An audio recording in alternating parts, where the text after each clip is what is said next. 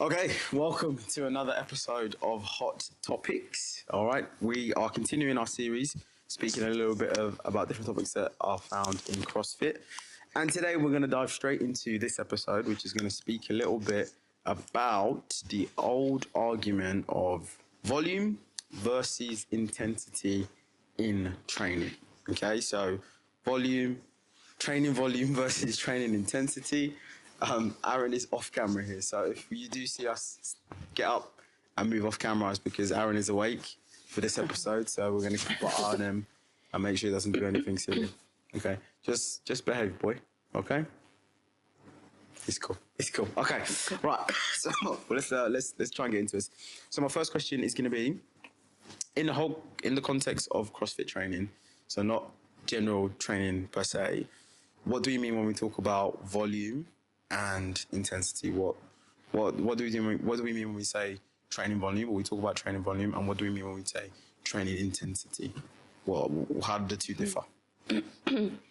All right. So volume is basically the amount of hours of your training. It's as simple as that. My question. It's upside down. Yeah, go for it. Mm-hmm. Is it working now? Yeah.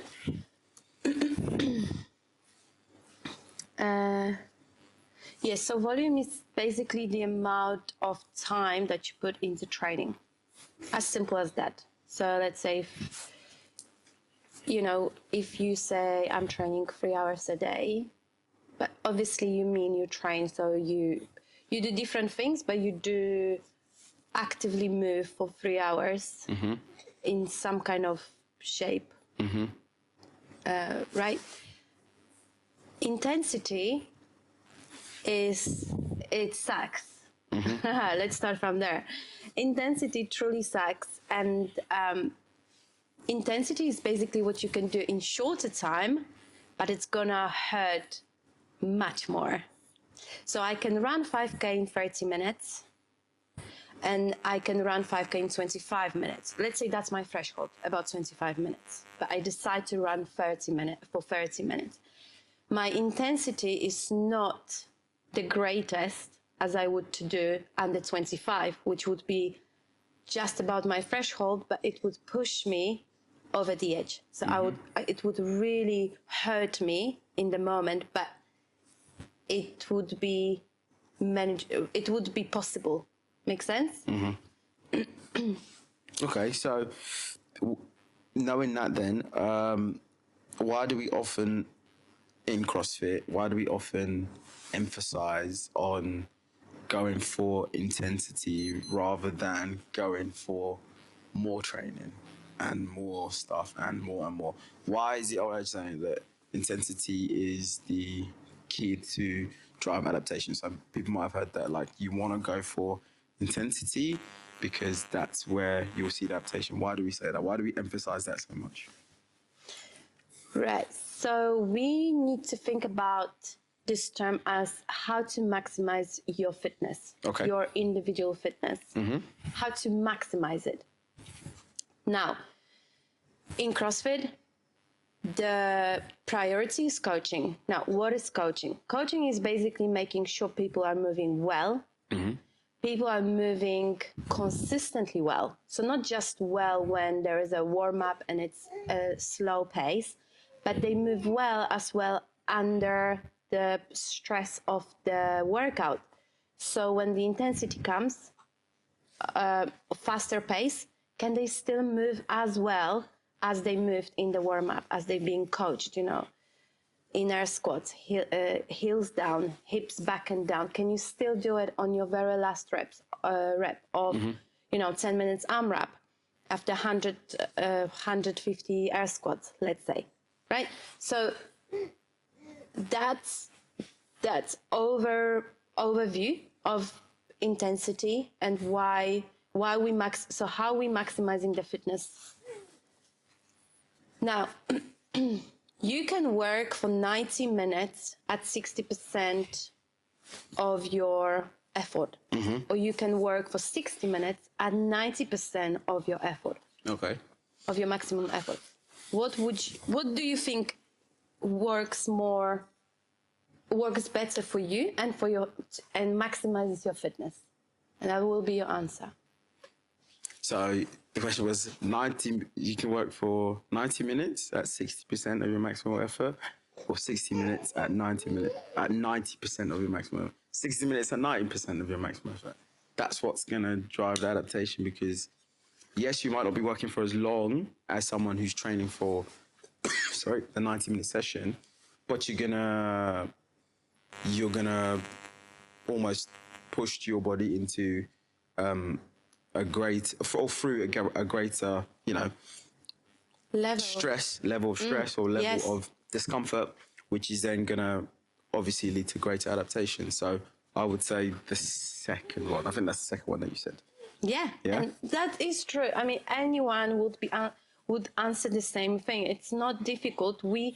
Because it sucks, like I said, it hurts. Nobody wants to just think. You naturally you want to go for the easier option of training. Naturally, that's how we human beings. That's a human nature. But if you choose the harder way, and we know whatever is harder, it's uncomfortable. But at the end of it, it's more valuable. Yeah, 100%. Right? So with that saying, the guy that does running at Mayhem, I don't know if he's still doing. Kristen Shaw. Yes. He said, I've got a few sayings of really great coaches. He said, there is little point to adding on more running volume if you start to slow down. Then you are just spending more time practicing running slow. It's true. Very true. It's Very the same true. with our training. Yeah. So if you add more volume to your training, but you don't push 100% of your effort in the class, and on top of the class you add some volume, and all your training was about 50-60%, then it's pointless. You're just practicing moving slow. It's very true. Very, very true. Okay, so coming into that question, leading on from my last question. So then we have I would say there's a fair few people in the gym who, and it's not, I mean, people want to improve all the time, right? They want to get better all the time. So we have a fair few people, as you see every month, with the attendance challenges that are doing loads and loads and loads and loads and loads across classes. And I'm not bashing that, right? I think that's amazing that, people are loving training and they're getting training done. But would you say that it is effective to always be thinking of doing more training? Or would you say it's more effective to figure out what your weaknesses are and then go harder in the classes that are targeting your weaknesses? If that question makes sense, like what would you say is better? Would you say, well, and you kind of already said that more isn't better, but what advice would you give that person, say, they want to improve their gymnastics, they want to improve their weightlifting, they want to improve their overall fitness? So they come into the CrossFit classes, they come into the barbell classes, they come into gymnastics classes, they come into loads of sessions every single week. Would you say they're necessarily getting the most out of the training that way? Or is there a better way of doing it, of structuring it? I think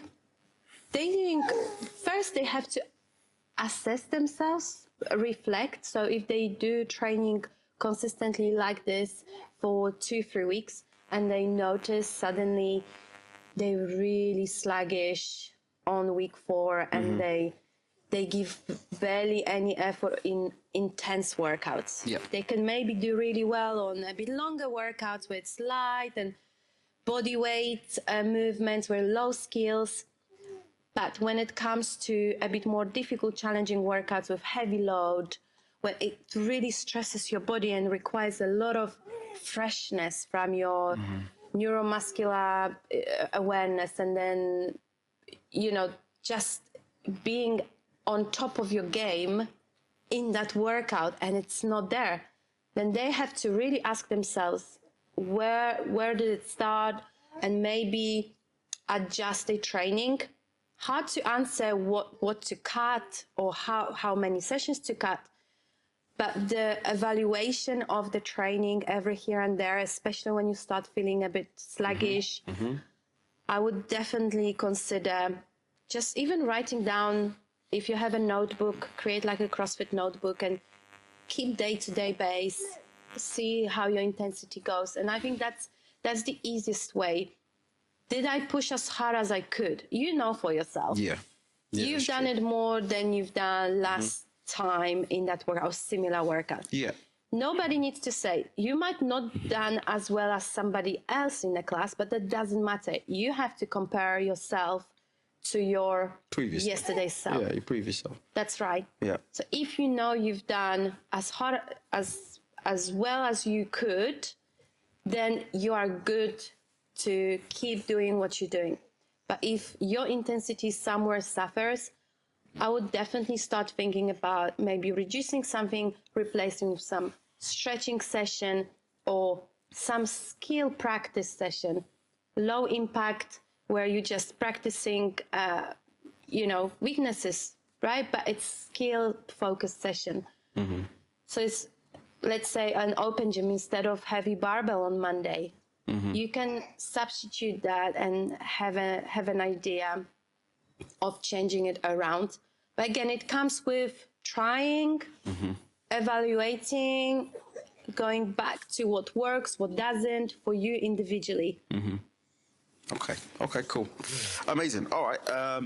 Then my next question is going to be a little bit about how would you then measure intensity in different workouts. So we say that, okay, we now established that we know that it's not always volume, so more isn't always better.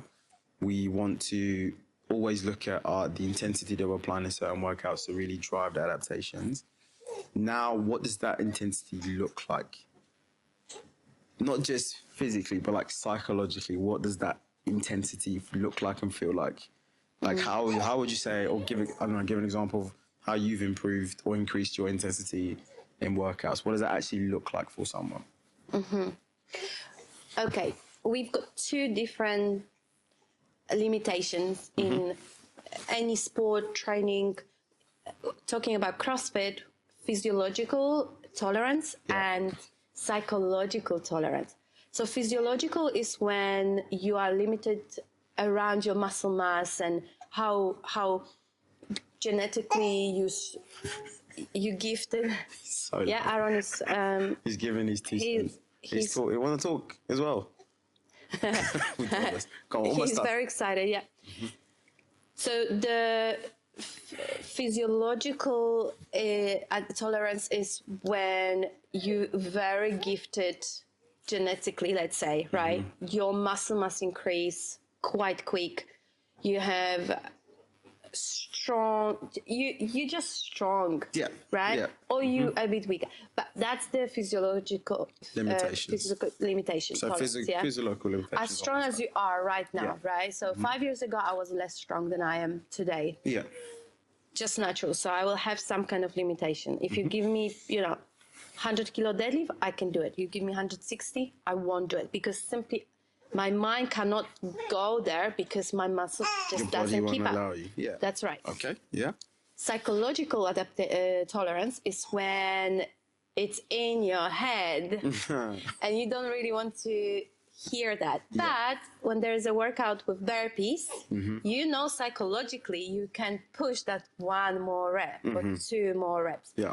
And just saying that the open is the greatest experience to test your psychological tolerance or push to further down the line, because everyone is screaming at you and everything in your head tells you not to do more because you hurt so bad.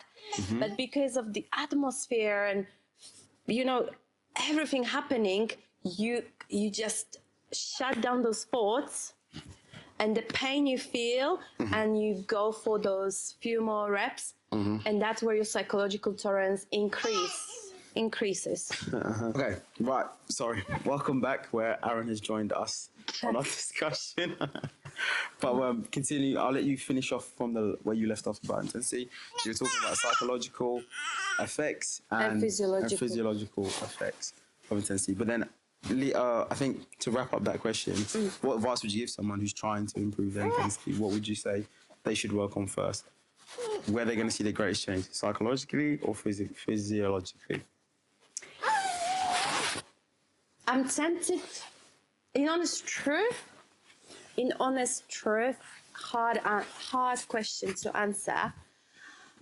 Yeah, I would go for psychological, because with psychological you can do a lot. You can do a lot with your body weight, movements, and you can increase your fitness just by using your body weight. We know that. So if you can improve your psychological tolerance, and as you go along, you increase your physiological, so you get stronger, you work on your overall strength, then it will meet each other at some point in a perfect, and that will create a really good.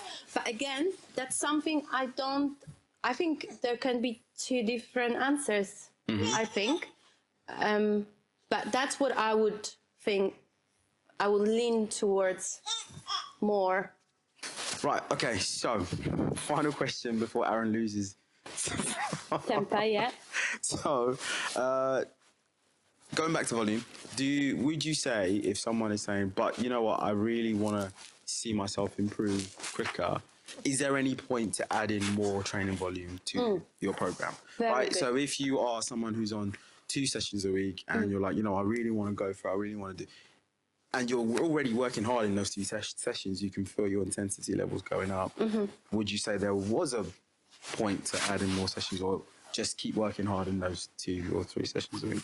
No, absolutely. If you're on 2 a week, you can definitely add, you know, I assume you move really well and you feel like you do your best in those sessions, then definitely. I'm concerned more about people that are coming 5-6 times a week, and they, on top of that, they still want to do extra. Then you need to, there is nothing wrong with that, just saying, because the volume will benefit you, but there is a condition. The condition is not in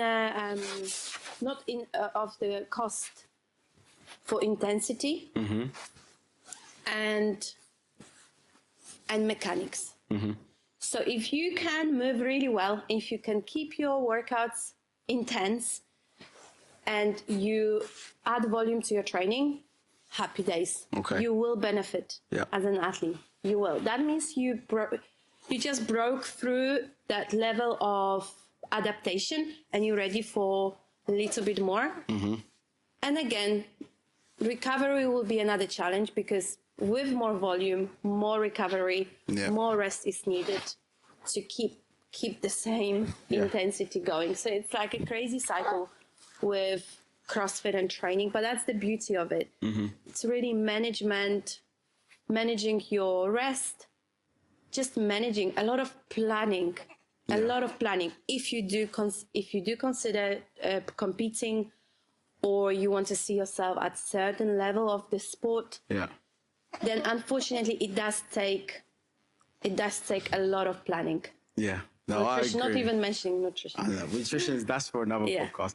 But I think I agree with you when you said that. I think not the issue or the problem, but I think a lot of people have in the whole CrossFit ecosystem, you have the elite athletes that you look up to, and you see how much they train, how much work they put in, how many sessions they're doing, what they're working on. And I think a lot of people aspire to want to be like that without looking at the back of it and thinking those guys, yes, their training volume is really, really high, but their recovery is also amazing. So they're sleeping 10 plus hours a day, they're eating really well, they've got the best doctors, best physios, and it's their full-time gig.